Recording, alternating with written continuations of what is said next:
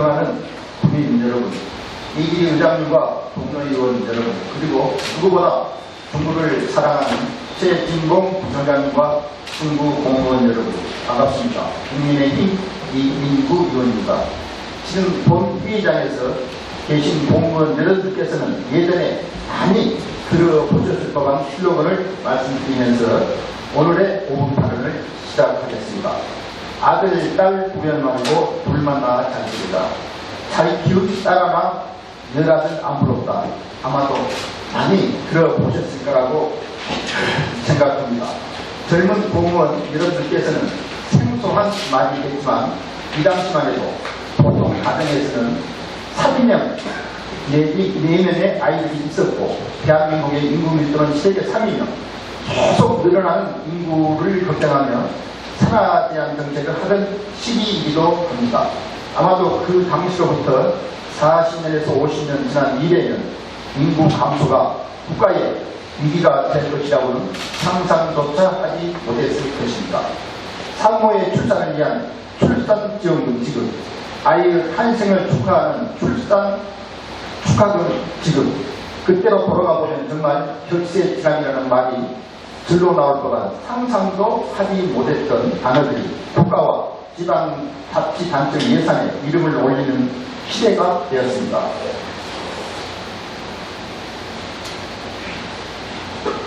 그리고 지원되는 예산의 규모 또한 이렇게 큰 일이라고 상상을 하지도 못했을 것입니다. 저출산, 고령화로 인구 구조가 빠르게 변하고 있습니다. 그리고 의학의 발달과 인식의 변화로 젊고 건강하게 나이가 들면서 계층의 연령폭도 점점 달라지고 있습니다. 2023년도 현재 대한민국의 중위 연령은 46.6세입니다. 45.6세입니다. 30년 전인 1993년도에는 28세, 그로부터 10년이 지난 2003년은 33세, 또다시 10년이 지난 2013년의 중위 연령은 39세로 점점 그 연령이 높아졌고 이제는 40대 중반이 중위 연령이 되었습니다. 최근에 이러한 인구 구조 변화에 맞춰 많은 지자체들이 청년에 대한 연령을 다시 정의하고 있습니다. 청년 기본법에는 청년을 19세에서 34세로까지 규정하고 있습니다.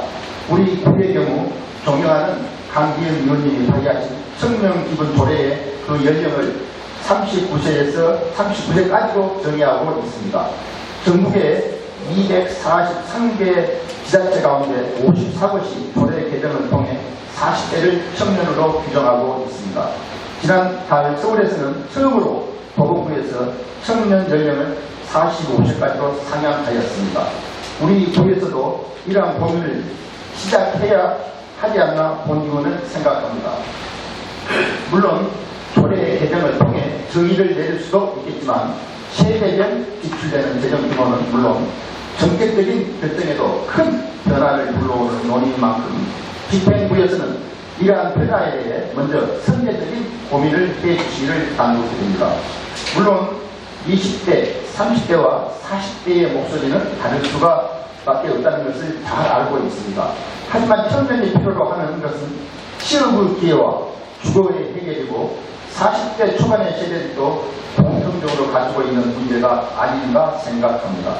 사만여 국민 여러분이 더없이 소중한 오늘이 바로 주부의 현실입니다.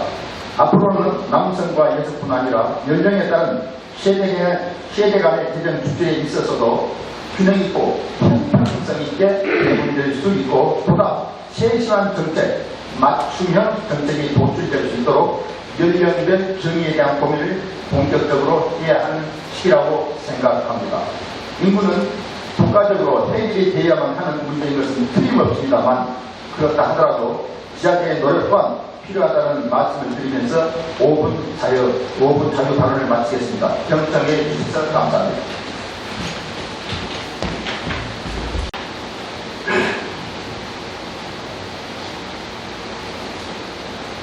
존경하는 국민 여러분, 여기 의장님과 동료 의원 여러분, 최진봉 부총장님을 비롯한 공무원 여러분 반갑습니다.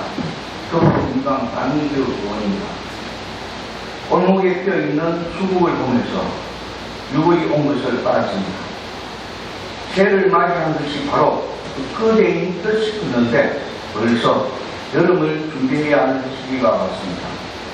바쁘고 정신없는 하루가 지나고 있습니다. 활짝 핀 수국 앞에서 잠시 발걸음을 멈춰봅니다. 꽃들은 저마다 계절에 맞게 피었다 지면서 계절의 변화를 세월의 흐름을 알려주고 있습니다. 딱 1년 전 6월 이맘때가 생각납니다.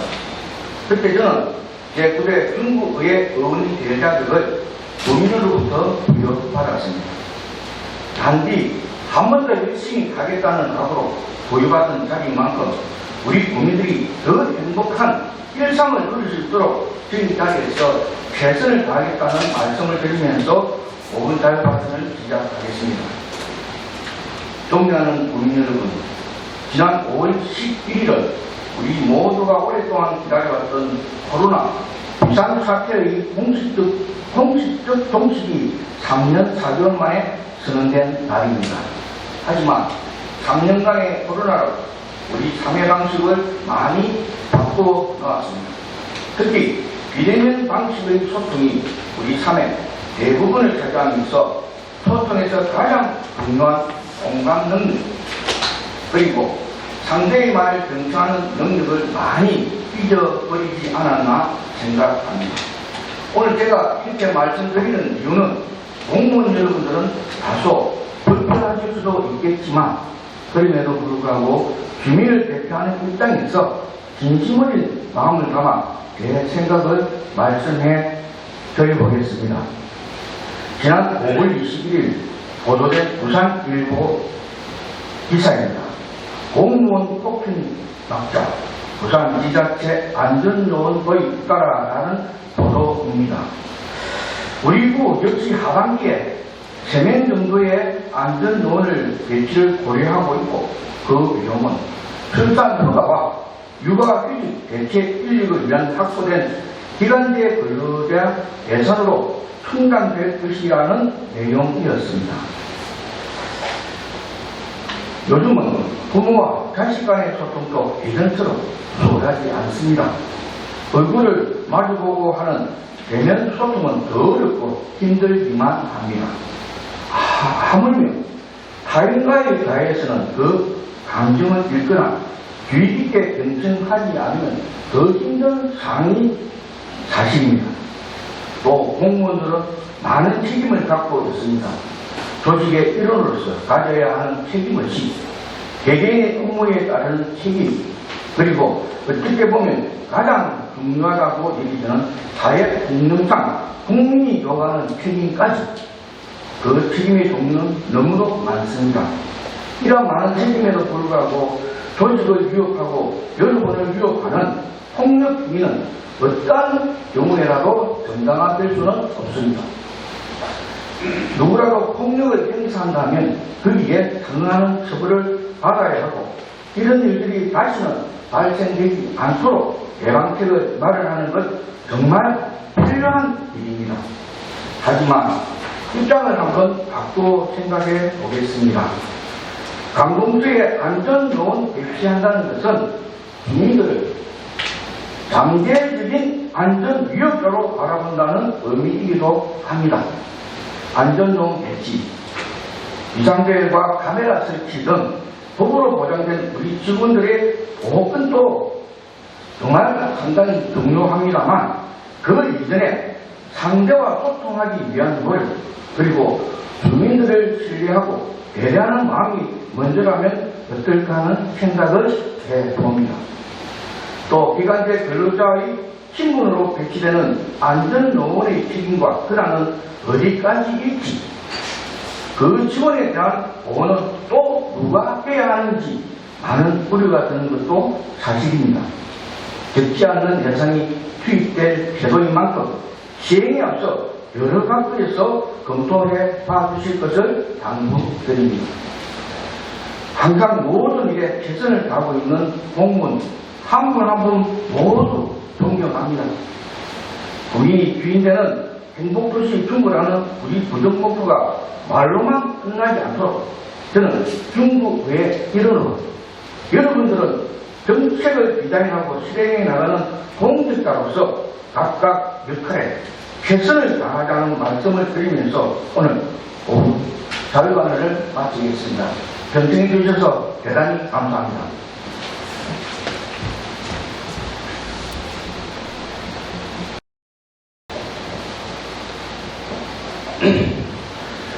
사랑하는 국민 여러분, 이규리 의장님과 동료 의원 여러분, 그리고 최준봉 부총장님과 중구 공무원 여러분, 반갑습니다. 더불어민주당 최학철 의원입니다. 오늘은 먼저 이 자리에 계신 부총장님과 우리 부를 이끌고 계신 관리자 여러분들께 질문을 한번 던져보겠습니다. 현재 우리 부에서 가장 중요한 게 다뤄야 하는 정책적 결정은 무엇이라고 생각하십니까? 정답은 없습니다. 하지만 과연 우리 조직이 이런 고민을 진지하게 해본 적은 있는지 묻고 싶습니다. 저는 지금 추진 중인 두 가지 사업에 대해 한번 말씀을 드리겠습니다. 부평동 주민센터 신축과 대청 행복당 고민입니다. 제가 이 두 가지 사업을 말씀드리는 이유는 사업이 잘 추진되고 있는지 아닌지 문제가 아닌 어떤 문제들 때문에 지금 사업이 이렇게 원활하지 못하는지 과연 이 자리에 계신 국장님, 과장님들께 답을 찾고 있는 노력을 하셨는지를 묻고 있습니다. 부평동 주민센터는 2019년도에 이전자 신축을 결정한 이후 벌써 4년이 지났지만 혼전입니다. 대청 행복당은 작년 4월 운영을 시작했지만 1년 한중 만에 업체가 계약을 포기하면서 다시 입찰자가 계약의 과정을 반복하고 있습니다. 작년 11월 행정에 있어서 계획의 중요성에 대해 구분받은 바 있습니다. 우리는 각자 인생에서 수없이 많은 계획을 하고 때로는 실패도 하고 또 그 실패를 배움 삼아 다시 도전하기도 하지만 행정에서는 일단 해보고 실패하면 다시 하자라는 법칙이 성립되지 않는다고 말씀을 드렸습니다. 우리는 지금 당장 포스트 코로나 시대를 대비해야 하고 열악한 조강경을 위한 인구 유출, 청년층 인구 감소로 인한 저출산과 고령화 문제까지 우리 중구가 준비하고 대비해야 할 과제가 너무나 많습니다. 하지만 지금 우리 군은 무엇을 준비하고 미래에 어떤 정책을 계획하고 있는지 알 수가 없습니다. 사실 알기도 어렵습니다. 시대는 정말 빠르게 변하고 있습니다. 그리고 지방자치단체 간의 경쟁도 심합니다. 본도시 4개 지방자치단체 중에서 우리 중구를 제한 인구 감소 지역인 서구, 동구, 영도구 3개 자치체는 그들만 있는 네트워크를 구축하고 하나의 생각을 묻는 협의체를 구성해서 미래를 대비하고 있습니다. 과연 우리 군은 어떤 준비를 하고 있는지 묻지 않을 수 없습니다. 하루가 다르게 변하고 있는 환경에 따라가기 위해서는 공공에서 해야 할 역할이 너무나도 크고 중요합니다. 지금 내리는 정책적 결정이 중구의 미래를 좌우하는 것은 너무나도 명백한 사실입니다. 그리고 그 중심에 공무원 여러분들이 있습니다. 여러분들의 창의적이고 적극적인 사고가 필요합니다. 다시 부평동 주민센터와 대청행복당으로 돌아와서 질문을 던져보겠습니다. 예전부터 해오던 간행적으로 답습해온 선례를 따르는 행정을 하고 있는 것은 아닌지 수직적이고 일방향적인 공식사회의 소통 방식과 교육 문화가 공무원의 개개인의 창의성을 누르고 있는 것은 아닌지 돌아가 주시기를 바랍니다. 조직은 변화하고 또 성장하고 또 발전을 나가야 합니다.